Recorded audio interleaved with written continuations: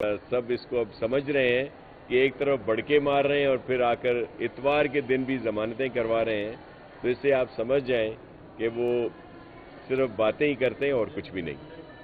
جی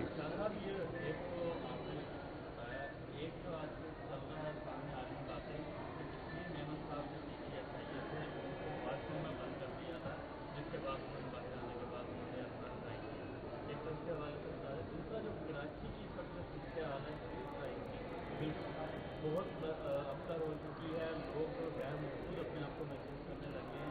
کسی کا موبائل سن رہا ہے اس کو گزشتہ شب جو ہے نوجوان کو بھی انہوں نے گولی ماری. جی بالکل. کیے جا رہے کہ شہریوں کو تحفظ مل سکے. چیف منسٹر صاحب نے اس کا نوٹس لیا ہے، آئی جی صاحب اور ایڈیشنل آئی جی صاحب کو سخت ہدایات دی ہیں کہ ایک بھی اس طرح کی جو واردات نہیں ہونی چاہیے. پوری کوشش کی جا رہی ہے کہ اپنے شہریوں کی مکمل طور پر حفاظت کی جائے. بہت سے لوگ پکڑے بھی گئے ہیں اور ان کو ایک پراپر طریقے سے کوشش کی گئی ہے کہ اسپیڈی ٹرائلز یا ان کی جو پروسیکیوشن ہے وہ بھی بہتر ہو تاکہ ان کو سزائیں مل سکیں اور کچھ لوگوں کو عبرت کا نشانہ بنایا جا سکے تاکہ یہ جو اسٹریٹ کرائم ہے اور اس طرح کی جو ابھی وارداتیں کچھ بڑھی ہیں ان پر قابو پایا جا سکے. سر ایک کوشچن. جی میں آتا ہوں اس پر.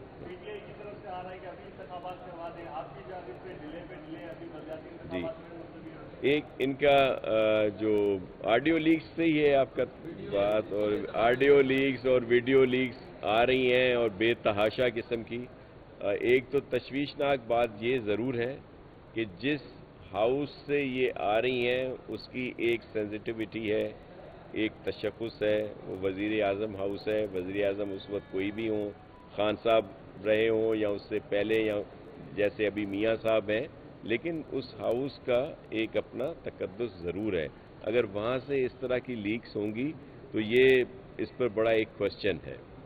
بشیر میمن صاحب کی آپ نے بات کی. دیکھیں بشیر میمن صاحب نے پہلے دن سے یہ بات کہی تھی کہ ان کو بہت زیادہ تنگ بھی کیا گیا، پریشر ڈالا گیا کہ وہ غیر قانونی طریقے سے گرفتاریاں کریں اور لوگوں کو کیسز میں انوالو کریں، جن کا انہوں نے جب منع کیا تو ان کو جبری طور پر ریٹائرمنٹ بھی لی گئی ان سے، اور ان کے اوپر اور مزید بھی آپ نے دیکھا جس طرح کا برتاؤ رکھا گیا.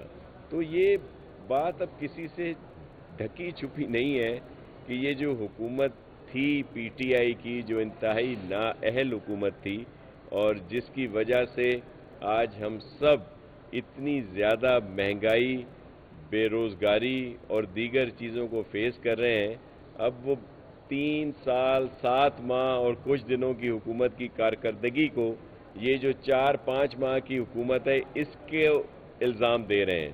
تو اپنی بات نہیں بتا رہے کہ کس طرح انہوں نے آئی ایم ایف سے معاہدے کیے، کس طرح انہوں نے جو نااہلی کی وجہ سے معاہدے بھی کیے، یا جس طرح انہوں نے معیشت کو تباہ کیا، اور جو وہ ملک جو گندم ایکسپورٹ کرتا تھا آج امپورٹ کرنے کے در پہ ہے.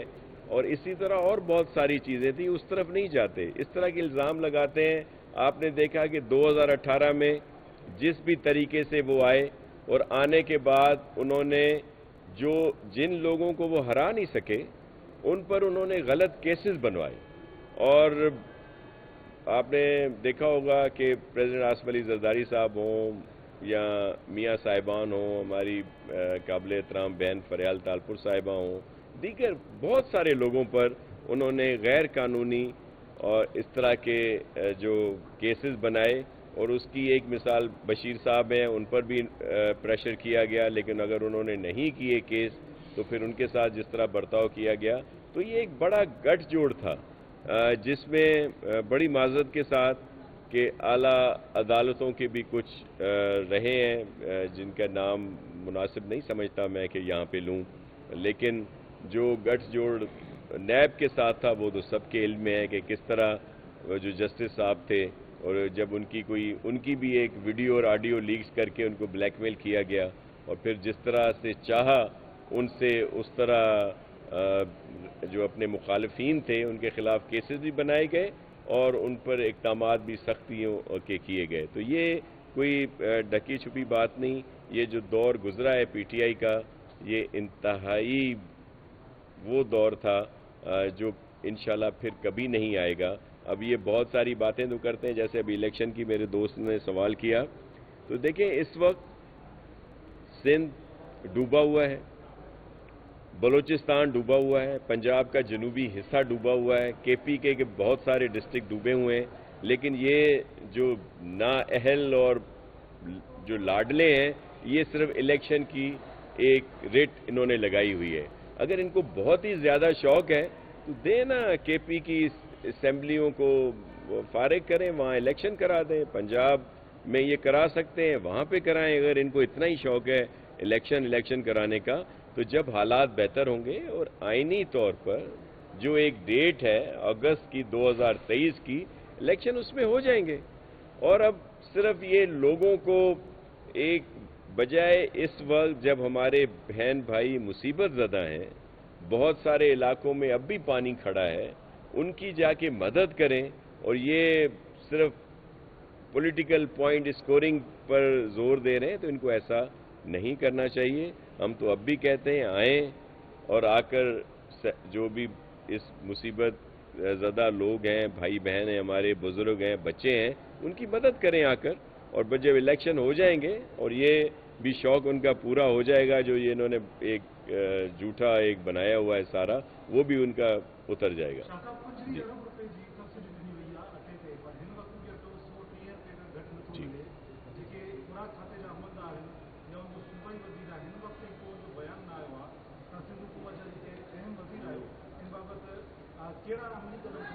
جی بالکل، دیکھیں آٹے کا ریٹ جو ہے وہ پورے پاکستان میں اس وقت بہت زیادہ ہے، لیکن سندھ حکومت نے، چیف منسٹر سندھ مراد علی شاہ صاحب نے، اور جو ہمارے منسٹر فوڈ ہیں مکیش چاولہ صاحب، وہ جو سبسیڈائز ہم گندم ملوں کو دے رہے ہیں، مل مالکان کو دے رہے ہیں، ان کو اس بات کا پابند کیا ہے کہ وہ جو ہمارے حصے کی جو گندم ان کو ملتی ہے، اس کا آٹا جو ہے وہ 65 روپے کلو کے حساب سے وہ لوگوں کو دیا جائے۔ اس کے لیے ہر جگہ پہ اسٹال لگوائے گئے ہیں پورے صوبے میں، اور اس چیز کو انشور کیا جا رہا ہے۔ دیکھیں گندم مارکیٹ میں اس کا ریٹ زیادہ ہے، فلور ملیں صرف اس گندم کو ہی یوز نہیں کر رہی جو ان کو گورنمنٹ کی طرف سے سبسیڈائز دی جاتی ہے، بلکہ وہ مارکیٹ سے بھی ان کی پرچیزنگ ہوتی ہے، امپورٹ جو گندم ہے وہ بھی لے رہے ہیں۔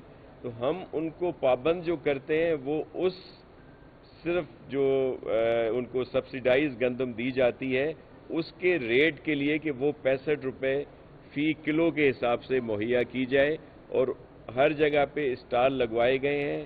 جو ڈسٹرکٹ ایڈمنسٹریشن ہے، یہ ان کی ڈیوٹی ہے کہ وہ وہاں پہ اس چیز کو انشور کریں کہ یہ وہاں پہ گندم 65 روپے فی کلو ہمارے صوبے کے لوگوں کو ملے، اور وہ ہم پوری کوشش کر رہے ہیں اور وہ مہیا کی جا رہی ہے۔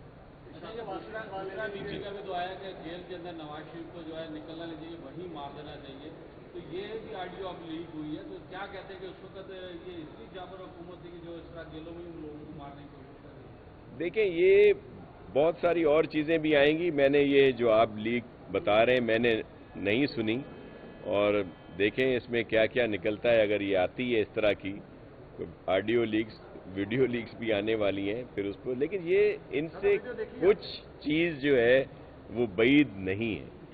کوئی چیزیں بھی جو ہیں انہوں نے جس طرح سے کیسز بنائے، آپ کے علم میں ہے کہ عید کے دنوں میں محترمہ فریال تالپور صاحبہ کو ہاسپٹل سے رات کو دیر سے جیل منتقل کیا گیا۔ اسی طرح مریم کہتی ہیں کہ جہاں پہ سیل میں ان کو رکھا گیا تھا وہاں پہ کیمرے لگائے گئے تھے اور زیادہ سختیاں کی جاتی تھیں، تو ان سے کوئی چیز بعید نہیں ہے جس طرح کا ان کی سوچ ہے۔ اور دیکھیں آج بھی وہ ملک کو اور حکومت کو کھیل کا میدان سمجھتے ہیں، اور ہر بات میں وہ وہی بات، اب یہ بھی ٹھیک ہے کھیل علیحدہ ہوتا ہے، جو ملک کی باغ دوڑ چلانا علیحدہ بات ہے، وہ ان کی بس کی نہیں تھی، اور اس وجہ سے یہ بری طرح فیل ہوئے ہیں۔ جی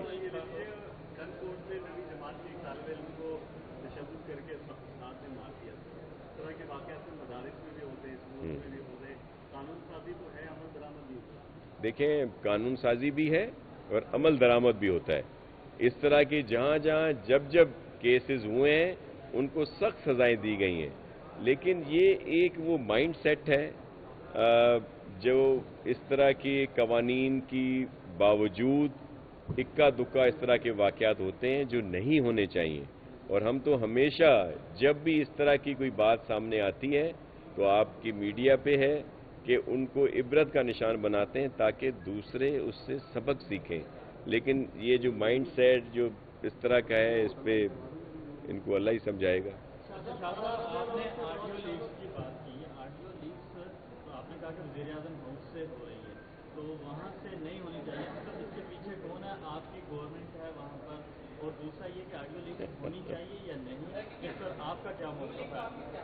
देखिए, मैं आपको अर्ज़ करूं कि ऑडियो लीक्स इस तरह की चीज़ें नहीं होनी चाहिए, इस लिहाज से कि जिस जगह से ये मंसूब की जा रही हैं उसका अपना एक तशख़्ख़ुस है। वहाँ पे बैनुल-अक़वामी तौर पर भी बहुत सारे गैर मुल्की सरबराह भी आते हैं, मंदूबीन भी आते हैं, तो वो जो आपस की बात होती है अगर वो भी गैर महफूज है तो इस पर तो एक क्वेश्चन मार्क अपनी जगह पे है। ऐसा नहीं होना चाहिए। लेकिन ये जिस तरह के डिस्कशन वो जो हो रहे हैं वो उससे भी आप समझ सकते हैं। देखिए, ये अब मुझे जैसे अभी आपने एक किसी ऑडियो लीक की बात की, कुछ अर्सा पहले खान साहब एक उस ऑडियो लीक की बात कर रहे थे जो अभी तक नहीं आई, जिसमें वो कर दो। अब ये किस पे समझा जाए कि ये कौन करा रहा है? जो अपने मतलब की कोई चीज़ है उसको तो खुद प्रोजेक्ट किया जाता है। तो ये अब इनके हाथों से बात निकल चुकी है। अब चीज़ें सामने आएंगी जो भी हैं और फिर फैसला अवाम ने करना है। आपने देखा कि एक ऑडियो लीक्स में खान साहब कह रहे हैं कि अवाम को कब समझ आती है, तो अवाम को खान साहब बेवकूफ़ समझते हैं और वो समझते हैं कि इनको समझ ही नहीं आती, लेकिन ऐसा नहीं। और अवाम अपना फैसला करेगी जब आने वाले इलेक्शन है उसमें ये फैसला हो जाएगा। आपका क्वेश्चन था कि बल्दियाती इंतखाबात क्यों उनको डिले किया जा रहा है। देखिए, बल्दियाती इंतखाबात को जो हैदराबाद डिवीज़न में तो हालात ही नहीं है, खुद इलेक्शन कमीशन ने कह दिया। कराची डिवीज़न के लिए उन्होंने कहा कि यहाँ पे इंतखाबात हों। यहाँ पे इंतज़ामी तौर पर इसलिए पुलिस ने लिखा है कि ये फेज़ वाइज इसीलिए थे। आपने देखा कि 4 डिवीज़न में पहले इलेक्शन हुए और ये जो इल्ज़ाम लगाते हैं कि पीपल्स पार्टी इलेक्शन नहीं चाहती, वहाँ पे 6,227 नशिस्तें थीं, जिनमें 5,000 से ज़्यादा नशिस्तें पाकिस्तान पीपल्स पार्टी ने जीती हैं। और ये सब ने मिलकर भी जो है आज़ाद और ये सब लोग कोई 1000 के करीब इन्होंने सीटें वहाँ पे जीती हैं, छोटी या बड़ी जो हैं। तो हमें इनसे कोई ऐसा इशू नहीं। ये फेजेस में इसलिए होते हैं क्योंकि ये इलेक्शन होते हैं छोटे, हर गली हर महल्ले के, तो यहाँ पे प्रॉपर सिक्योरिटी दी जाती है और बेशतर जो लोग वहाँ पे डिप्यूट किए जाते हैं वो पूरे सूबे से लाए जाते हैं। तो इस वक्त की जो सिचुएशन है, सैलाबी सिचुएशन में जो रोड रास्ते हमारे इस वक्त तबाह हाल हैं, तो कराची से भी एक बहुत बड़ा है वो वहाँ पे लगाई गई है इसके लिए इंतज़ामात को बेहतर करने के लिए। तो इस वजह से पुलिस चीफ जो है यहाँ के, उन्होंने ये एक लेटर इलेक्शन कमीशन को लिखा है। लेकिन इलेक्शन कमीशन अगर चाहेगी तो इस तारीख को इलेक्शन हो जाएगा और वो सिक्योरिटी के लिए रेंजर्स को भी कह सकते हैं, पाक फौज को भी कह सकते हैं। तो ये अब इलेक्शन कमीशन के पास है और सिंध हुकूमत ने कोई इससे इलेक्शन से फरार होने की कोशिश नहीं की। एक इंतज़ामी इशू था जो पुलिस की तरफ से आया कि जी हमारे पास उतनी प्रॉपर नफरी नहीं, और ये इलेक्शन इसलिए फेज वाइज थे कि यहाँ की पुलिस भी होती और इस वक्त इलेक्शन नहीं हो रहे 4 डिवीज़न में, वहाँ की फोर्सेस को भी यहाँ पे रखना था ताकि प्रॉपर सही तरीके से पुरअमन तौर पर ये इलेक्शन हो सके। तो ये वजह है, अदरवाइज कोई ऐसा इशू नहीं। खातून अव्वल के लिए कुछ कहेंगे? उनके बड़ा मनफी किरदार सामने आए हैकर्स की ऑडियोज के बाद। देखिए, मैं ज़ाती तौर पर خواتین کی بہت عزت کرتا ہوں، سیاسی اختلافات اپنی جگہ پہ، لیکن میں اس پر کوئی کمنٹ اس لیے نہیں کرتا کہ ہم خواتین کی بہت عزت کرتے ہیں، اور باقی چیزیں آپ سب سمجھتے ہیں. بہت کوشچن ہے سر شکریہ. ادھر ایک چھوٹا سا جی جی ایگزیبیٹرز کی طرف سے بھی. جی جی پلیز. یہ ابھی جو گورنمنٹ نے ریسٹرکشن لگائی ہوئی ہے امپورٹ پہ، اور اسٹیٹ بینک کی پرائیور اپروول لینی پڑتی ہے پلانٹ اینڈ مشینری پہ، جو چیپٹر 84 اور 85 میں آ رہا ہے. جو پانی کا جتنا بھی فلٹریشن اکوپمنٹ ہے جو کہ پاکستان میں نہیں بنتا، وہ بھی 84 چیپٹر میں آ رہا ہے. جی تو اس وقت جتنا کہ سندھ میں، بلوچستان اور پنجاب میں سیلاب کی کنڈیشن ہے، جہاں پہ ہمیں فلٹریشن پلانٹ چاہیے، اکوپمنٹ چاہیے ان لوگوں کو سپورٹ کرنے کے لیے، تو اس وقت یہ بڑی الارمنگ سچویشن ہے. کم از کم یہ والا جو ایریا ہے جس میں ہمیں فلٹریشن کا ایک سب سیکشن ہے 8421 والا چیپٹر، وہ تو کم از کم الاؤ کریں.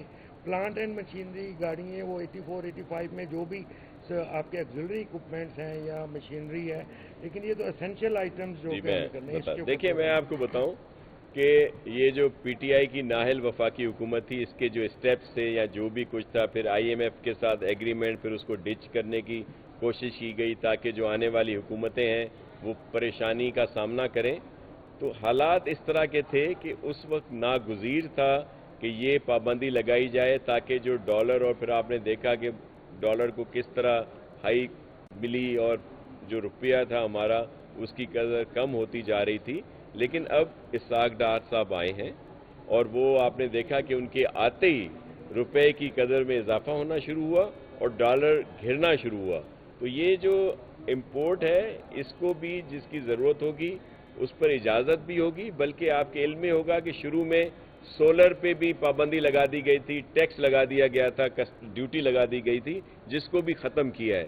تو جو اس طرح کی چیزیں ہیں جو عوام کی اور عام لوگوں کی بہتری کے لیے ہیں، جس میں آپ کے جو ایکوپمنٹس آتے ہیں، تو ان کے لیے سندھ حکومت وفاقی حکومت کو لکھے گی بھی، اور ہم کوشش کریں گے کہ اس طرح کے آئٹمز پر جو نان لگژری آئٹم ہیں جن سے ایک عام انسان کو فائدہ ہوتا ہے، اگر کسی کو پانی صاف ملتا ہے آپ کے کسی ایکوپمنٹ سے یا پانی مہیا کیا جاتا ہے، تو اس پر ظاہر ہے ڈیوٹی بھی معاف کروائیں گے، اور اس کی امپورٹ پہ اگر پابندی ہے تو وہ بھی ختم ہوگی. Thank you sir. بہت شکریہ.